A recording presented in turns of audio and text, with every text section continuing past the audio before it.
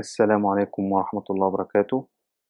آمم، كُلّه سألني: أنت ليه ما عملتش فيديو عن الاجتماع؟ اعمل فيديو، اعمل فيديو. يا شباب كان أي حد بيكتب اعمل فيديو أو ينشر حاجة أقول له ما فيش بيان رسمي، ما فيش حاجة رسمية، حتى الآن ما فيش رسمي، ممكن ده تكون حاجات منتشرة على الفاضي. النهارده أنا وصلت لمستند رسمي من مصدر رسمي للشركة AI marketing في نتيجة الاجتماع بالكامل. أنا ما بانقلش معلومات، أهم نقطة قبل ما أبدأ، أنا ما نقلتش معلومات، أنا ما خدتش كلام من الناس وعملت بيه فيديو، أنا اتأخرت في عمل الفيديو ده عشان زي ما انتوا واثقين فيا أنا كل حاجة باجيبها بدليل رسمي. مبدئيا كده انت وصلت للمستند ده ازاي؟ آآ أول حاجة أنا باشكر أخويا عمرو محمد إن هو وصّلني بداية الخيط، بداية الخيط أو جاب لي الخلاصة اللي أقدر أوصل بيها للمستند. أنا وصلت للمستند بنفسي، بس عمرو هو اللي وصّلني على الطريق. عمرو وصّلني بجروب هو الرسمي بتاع الchat بتاع AI marketing، يعني AI marketing support عاملين جروب chat، بس تقريبًا مش كُلّه يعرفه. زي ما هاوريكم الصور. ده دليل إن هم أصحاب الجروب هم اللي بينزّلوا كمان بنفسهم. حتى الموقع الرسمي بتاع AI marketing على التليجرام ناشر فيه، كل ده قدّامكم أهو بالscreenshot. اتأكدت إن هم الowner كمان، يعني الAI marketing support اللي إحنا بنكلّمه في الchat هو الowner بتاع الجروب ده. تمام، تمام. المستند ده أنا وصلت له عن طريق إن الجروب ده بينزل عليه الكلام ده في كلام يا إما فيديوهات، الحاجات زي دي، والحمد لله قدرت أوصل للنسخة. النسخة دي كبيرة جدًا. هنروح للترجمة. بسم الله الرحمن الرحيم. ممكن تكون سمعت معلومات فيه وممكن لأ، بس معظم المعلومات لسه ما سمعتهاش، وفي كلام كتير جدًا، جدًا، جدًا في الفيديو، فممكن الفيديو يبقى طويل معانا، بس اسمع كده وركّز إيه اللي حصل في الاجتماع، وطلع الاجتماع رسمي يا جماعة، سيبكم من الكلام بقى اللي منتشر، ده ملف رسمي أنا وصلت ليه، هيشرح لكم كل اللي حصل وهيلخّصه. أول حاجة بيقول لك إن ده ملخص اجتماع يوم 17 اللي فات. طبعًا إحنا عارفين البداية إن إحنا في يوم 12 اتعرّضوا للساعة 00:00 الحظر والكلام ده، تمام؟ ننزل تحت بيقول لك إن إحنا شاهدنا هجمات DDoS attack دي اللي هي الهجمات اللي هي بتوقّف السيرفر، بتسبب ضغط، هجمات يعني زي هاك والكلام ده. اللي عايز يقرأ عنها أكتر يكتب في DDoS attack على جوجل هيوصل لها. تمام. الحجم بيقول لك بقى إن حصل لهم إيه بقى 2 حجب مفاجئ دون شرط إلزامي لإزالة المعلومات غير قانوني، يعني هم اتعرضوا لحجب بدون إصدار قانون، بدون أي شرط، بدون أي حاجة، مرة واحدة اتعمل لهم حجب. تمام. تم إبلاغنا من خلال قنوات غير رسمية بعدم وجود دعاوى فعلية ضدنا، جميع الادعاءات كانت رسمية، لم تكن هناك حاجة إلى ذريعة، لم يتضح بعد هذا إلا بدء العملية برمتها. يعني بيقول لك إن الدعوات اللي قامت قدامهم ما كانتش رسمية، وإن دي مكيدة وذريعة عشان يوقفوا الموقع، معمول له مغرز بالعربي. عندما نحاول الوصول إلى موقع الويب من روسيا نقول أن الموقع محظور وفقًا للمادة 15 و3 من القانون الفيدرالي بشأن المعلومات وتقنيات المعلومات وحماية المعلومات المؤرخ 27 يوليو. لم تطلق الشركة أبدًا إشعارات سياسية، وأنشطة ويكسفورد لا علاقة لها بالدعوات إلى أعمال يعني هم الناس اللي عاملين فيهم المكيدة دي موجهين لهم اتهامات إن هم بيحرضوا على الشغب، وإن هم أنشطتهم غير قانونية، كل ده ادعاءات كاذبة. تمام؟ تمام. بيقول لك إن نتيجة لذلك يعني الموقع وقف في روسيا، وهم وصّوا الناس إن هم يشغّلوا VPN وإن هم ما كانوش عارفين يسجّلوا الدخول عن طريق جوجل وVK.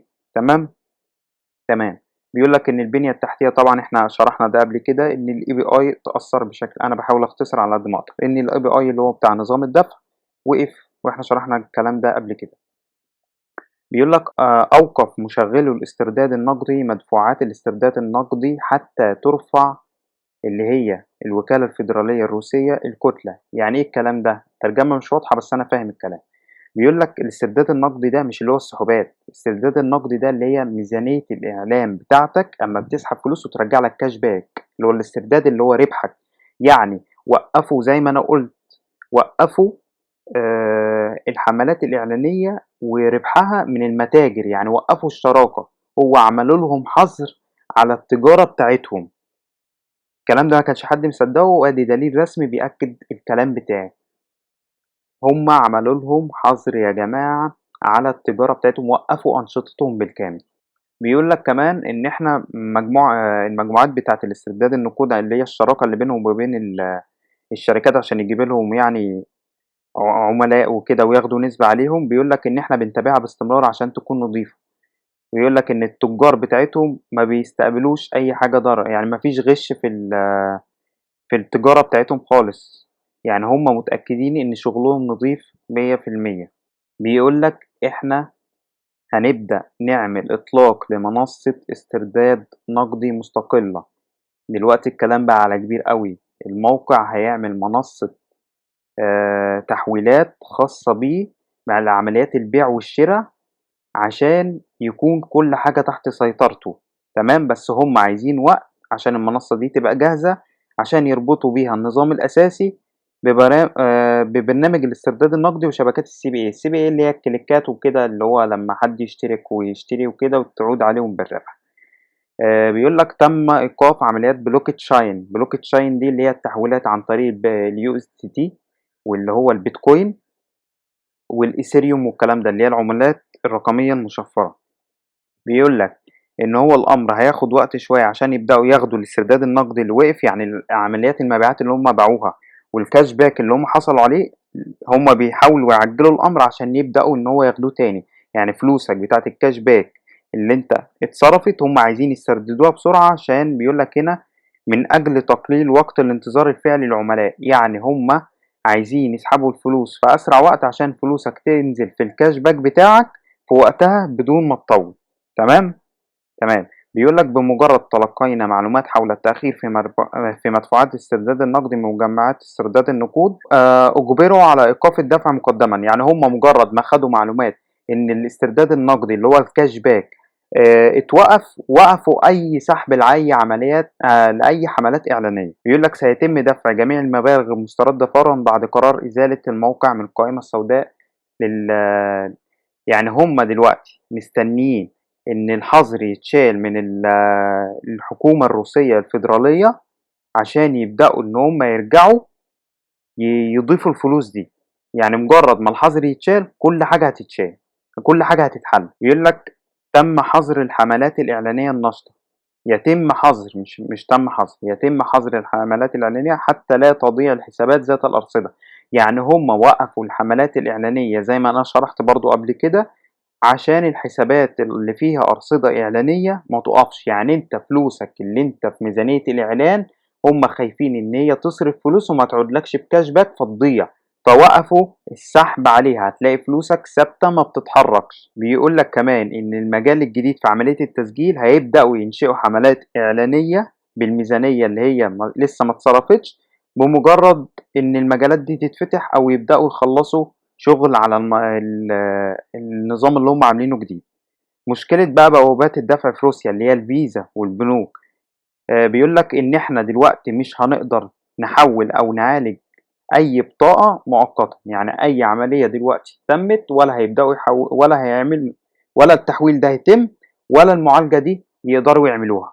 طيب إيه السبب إن البنوك وقفت الكلام ده؟ بيقول لك إن الشركات المعالجة اللي هي بتاعة الدفع بتاعة البنوك بتاعة الفيز، بيقول لك إن هم برضه وقفوا الدفع لحد ما يتأكدوا ويعرفوا كل المشاكل ويتأكدوا إن الحظر اتشال برضه من روسيا. إيه بقى الخطة الجديدة اللي هم هيعملوها؟ إيه بقى الوضع الجديد اللي هم عايزين يعملوه؟ بيقول لك إطلاق منصة استرداد نقدي جديدة، هيبدأوا يعملوا منصة للمبيعات خاصة بيهم. إطلاق حملات إعلانية للمشتريات الإعلانية الجديدة، هيبدأوا يعملوا حملات إعلانية على نضيف وينسوا كل القديم. بيقول لك إن هم كمان بيوصوا إن أنتوا ما تشتروش إعلانات لحد ما يتم بيان رسمي يقول لك إن الوضع رجع لطبيعته وتقدر ترجع تعمل وتشحن ويرجع الموقع يشتغل بطبيعته. بيقول لك إن الحملات الإعلانية الحالية هتبدأ تشتغل في الميزانيات الغير منفقة، يعني ميزانية الإعلان بتاعتك هي اللي هتبدأ تشتغل مع الحملات الإعلانية الجديدة. هيعملوا نظام يقلل المخاطر إن هو المشاكل دي ما تواجههمش في المستقبل، نظام حماية عشان المشاكل دي ما تظهرش في المستقبل، يعني مجرد ما المشكلة دي تتحل مش هتتكرر في المستقبل تاني. بيقول لك إن دلوقتي هم عملوا استئناف على قرار روسيا ومستنيين إن الموقع يشيل إن روسيا تشيل الموقع من حظر التجارة والكلام ده زي ما احنا فهمتكم قبل كده. بيقول لك فتح أرصدة استرداد نقدي دفع جميع المبالغ المستردة باستخدام أموال من صندوق الحماية حسب الضرورة. يعني هم عندهم احتياطي، هم دافعين حقه قبل كده، هيبدأ يرجع الفلوس دي للناس. تمام، هو دلوقتي الموقع بيضمن لكم كل حق ليكوا حرفيا. هيبدأ بقى إن هم يتسألوا هل من الممكن التنبؤ بتوقيت استعادة العمل الطبيعي بيقول لك هو انتوا ممكن تقولوا لنا امتى الموقع هيرجع يشتغل؟ الإجابة يجب أن تكون هناك نتائج ملموسة في غضون أسبوع واحد. بيقول لك هو في خلال الأسبوع الحالي لازم يشوفوا رد رسمي من الحكومة الروسية وهيحصل تطور كبير. بيقول لك إن المحامين اللي ماسكين القضية بتاعت الشركة إن الحجب ده فوضى كاملة، يعني الحجب ده معمول له مكيدة بغير قانوني، يعني الحجب ده معمول كده وخلاص بدون أي حاجات ضد الشركة، وإن ده نظر إن دي وجهة نظر إجرامية، وهم أكيد هيرفعوا قضية على الناس اللي عملت عليهم الادعاء ده. بيقول لك لقد فعلنا دائما ما وعدنا به وهذه المرة نحن على ثقة من أن الوضع سيعود قريبا إلى طبيعته. يعني هم بيقول لك إحنا عملنا كل حاجة وعدنا بيها قبل كده، أكيد كانوا واعدين الناس قبل كده إن أي مشكلة هتحصل هم هيحلوها، إن هم فعلا إنه المرة دي على ثقة إن الوضع هيعود لطبيعته. يعني هم عندهم ثقة إن الموقع مش هيقفل والموقع هيرجع طبيعي جدا. هيبدأوا يتسألوا تاني التحويلات من اي ان بي لحساب الشركاء اللي هو الارباح بتاعت اي ان بي بتاعت الفريق والكلام ده ليه ما وصلتش وهل هترجع ولا لأ. بيقول لك لست بحاجة إلى كتاب، بيقول لك يعني أنت مش محتاج إن أنت تقول إن الأرباح دي ما وصلتش، كل اللي عليك إن أنت تصبر لحد ما إحنا نعلن بشكل رسمي إن الأرباح نزلت، ولو ما نزلت أو لو ما نزلتش وقت ما إحنا أعلنا ده تقدر إن أنت تطلب أرباحك وتكتب رسالة للدعم. بيقول له دلوقتي أنا عندي سؤال، ليه الأسئلة كلها مغلقة؟ ليه ما بتنزلوش تحديثات؟ ليه ما بتتكلموش عن الخطوات اللي جاية؟ قال له أنا معاك تماما إن إحنا هناخد ده في الاعتبار، هنركز على ده وهنبدأ ننشر الاجتماعات وإيه اللي بيدور، وده أكبر دليل إن أنا معايا الكلام ده بتاعهم إن هو فعلا نشروا الاجتماع واللي اتقال فيه. اتسأل سؤال تاني بيقول له هو إمتى عمليات الاسترداد دي هترجع تاني تشتغل طبيعي؟ بيقول له أنا ما أقدرش أديك تاريخ محدد، أنا ما اقدرش اديك تاريخ محدد، بس اقدر اقول لك ان العمليات الاسترداد دي هتتم في خلال اسبوع او قريب من اسبوع او اكتر، يعني في حدود اسبوع 10 ايام. اللي بيسأل الشركة دي هل انتوا محتاجين مساعدة، محتاجين محاميين، محتاجين اي شركاء احنا دلوقتي نقدر نساعدكم؟ قالوا له لا احنا مش محتاجين اي حاجة، احنا عندنا المحامين بتوعنا وبيتعاملوا مع القضية وشكرا ليك. سأل سؤال تاني بيقول له هو انت مش منطقي إن أنت تعمل رسايل للدعم وإن أنت تنشر التحديثات وإن تتوقع إيه والكلام ده، يعني مثلًا هو دلوقتي متوقع إن المشكلة تتحل، ليه مثلًا ما تنشرش تقول إن إحنا متوقعين إن المشكلة تتحل؟ بيقول له أنا خايف إن التوقيعات دي تتأخر أو ما تتمش فده يسبب عبء كبير على الشركة ويعطل الحركة، بس إحنا معتقدين إن الأفضل ما نفصحش عن أي معلومة، يعني هم مش حابين ينشروا أي معلومات غير مؤكدة غير لما الموضوع يخلص خالص، ساعتها يبدأوا يعملوا بيان رسمي يحكوا فيه كل اللي حصل بالكامل. بيقول له دلوقتي سؤال تاني، أنت دلوقتي إيه اللي هيحصل إن الناس عملت إعادة استثمار للكاش باك أو شحنت الحساب ودلوقتي الفلوس في رصيد الإعلانات ما نزلش للحملات الإعلانية، ميزانية الإعلان يعني عشان تبدأ تشتغل. قال له رقم واحد إن الفلوس دي لازم تنزل في ميزانية الإعلان رقم واحد، يعني هو يقصد بالإجابة دي إن هو الفلوس لازم تنزل في الميزانية الإعلان الأول عشان تبدأ تشتغل مع الحملات الإعلانية الجديدة. يعني هم عندهم رد لكل مشكلة بتتقال عليهم. بيقترح عليه بقى هنا، بيقترح عليه بيقول له: هو أنت ليه ما تعملش زرار أو زر إلغاء السحب للعمليات الدفع؟ يعني أنت دلوقتي لمّا تعمل عملية سحب ممكن واحد يكون سارق إيميلك، تمام، ليه ما نقدرش إن إحنا نلغي عملية السحب دي؟ وليه رقم 2 ما نأكدش السحب ده عن طريق البريد الإلكتروني؟ يعني أنت دلوقتي لمّا تعمل عملية سحب ليه ما نأكدش العملية عن طريق البريد الإلكتروني عشان ما يحصلش سرقة؟ بيقول له إن مشكلة إلغاء السحب دي هتسبب مشكلة بسبب المعالجة، لإن هم عندهم نظام معالجة بيجمّعوا فيه المعلومات، إن مجرد ما أنت بتعمل عملية سحب، عملية السحب دي بتنزل في نظام معالجة، نظام المعالجة ده بيبدأ يحوّلها على نظام الدفع، فإحنا ما نقدرش نوقّف العملية دي للأسف. بيقول لك إن عن طريق المشاكل اللي اتعرضت لهم، بيقول لك إن الhackers دول أو اللي هو دخلوا على الحسابات دول، هم عملوها عشان الناس بدأت تشارك المعلومات بدأت تعمل فيديوهات، فهم قدروا يدخلوا على الحسابات دي بكل سهولة. يعني أنت لو حافظت على سرية معلوماتك ما حدش يقدر يدخل على حسابك، لأن الموقع متأمن بشكل عالي جدًا.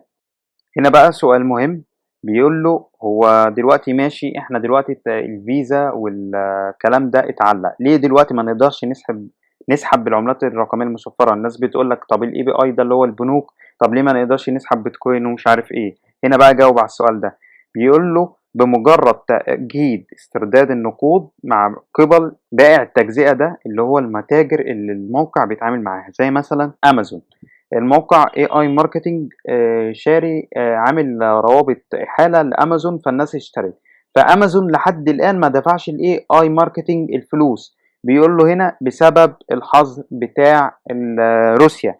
يعني كل اللي أنا فهمته من الجملة دي إن هو بيقول له إن إحنا مستنيين حصتنا توصل، وبعد ما الحصة دي توصل إحنا هنبدأ ندفع للناس زي ما هم عايزين. يعني الحوار متعطّل بسبب المتاجر موقّفة الفلوس، تمام؟ طيب المتاجر دي موقّفة الفلوس ليه؟ لحد ما القائمة السوداء تشيل الموقع منها، يعني هم كل الموضوع كلّه إن مجرّد ما روسيا تشيل الحظر عن الموقع هيبدأ الفلوس تنزل تاني في الcash back وهتبدأ الناس تسحب فلوسها طبيعي جدًا. بيقول لك هنا نظام صندوق ما لناش دعوة بيه، إحنا عايزين حاجات مهمة.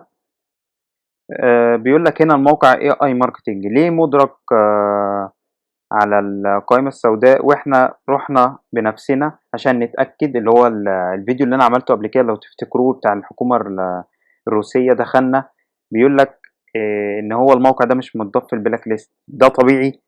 بيقول له بشكل عام، هو بقى جاوب عليه اللي هو ممثل الشركة، بيقول له: بشكل عام الوضع ده غير طبيعي وغير قانوني، يعني هم محطوطين في الحظر بشكل غريب جدًا، هم مش عارفين السبب. عشان تعرف إن الموقع في قايمة الحظر أو لأ، تبدأ تكلم كذا واحد في روسيا تتأكد إن الموقع بيفتح معاه أو لأ، في فعلًا ناس بيفتح معاها وناس لأ. أهم سؤال بقى بيقول له إيه، إن إحنا فهمنا إن أنتم هتعملوا صندوق جديد عشان هيبدأ تعويض للودائع الجديدة، يعني الناس اللي هتحط فلوس جديدة بقى بعد ما الموقع يرجع، أنتم هتعملوا لهم صندوق يعوّض؟ بيقول له: إحنا دلوقتي أصلًا ما بنستقبلش فلوس جديدة، وإن إحنا عندنا صندوق قديم أصلًا فيه احتياطي للتعامل، يعني كل واحد فينا، أنا كمحمد مستثمر فلوس ليّا احتياطي في الصندوق ده، لو لا قدّر الله، لا قدّر الله حصل أي حاجة هابدأ آخد تعويض عادي جدًا، مش هيختفي الفلوس. وبرضه أنا باعيد تاني إن أنا شرحت النقطة دي في فيديو قبل كده، وقُلت إن لو لا قدّر الله الموقع قفل، هتبدأ تاخد تعويض أو هتسترد فلوسك بالكامل. هل هتستردها بالكامل أو هتاخد تعويض؟ الله أعلم، دي أنا مش متأكد منها. بيقول له: هل تعتقد إن الناس تقدر تستمر في الاستثمار، تبدأ تسجّل وإن هي تعمل استثمار تاني، نقدر نسجّل تاني حسابات جديدة؟ بيقول له إن ما فيش مشكلة إن أنت تسجّل، تمام، لكن أنت اللي باقترح عليك إن أنتم تنتظروا، يعني خلال الأسبوع الجاي هيبدأ يظهر كل حاجة. بيقول له: انتظر أسبوع واحد وابدأ نشوف الأمر وصل لفين، ساعتها هنبدأ نقرر الاستثمار الجديد هيبقى إيه نظامه. وفي نهاية المقال بيقول له إن إحنا اللي منزّل الtext، يعني مع اللي هو سجّل اللقاء ده أو الاجتماع ده، بيقول إن الاجتماع الجاي هيبقى 24 يوليو الساعة 18:00 بتوقيت جرينتش، يعني في اجتماع تاني يوم 24 الجاي، وبرضه هاحاول إن أنا أوصل المستند بتاعه وأنزّل لكم التفاصيل بتاعته قريب جدًا بإذن الله. ممكن أكون ما حاولتش أوصّل المعلومة أوي أو ما عرفتش أوفّي أوي الكلام، بس أنا حاولت على قد ما أقدر أشرح اللي أنا فهمته. بس عمومًا طالما الموقع بيتكلّم بصدق كده وبيعلن كل حركة بشفافية، خلاصة الكلام يا جدعان إحنا في أمان لحد الآن. الموقع ماشي معانا خطوة بخطوة بيورّينا كل حاجة وعلى أرض الواقع كمان، ما فيش أي قلق، ما فيش اختفاء للممثلين، عمّالين كل يوم يظهروا نَفْسهم ويظهروا القضية، يقول لك إن شاء الله في خلال أسبوع هيبدأ يظهر تطورات كبيرة جدًا واحتمال المشكلة تتحل. إن شاء الله نشوف اللي جاي وإن شاء الله خير.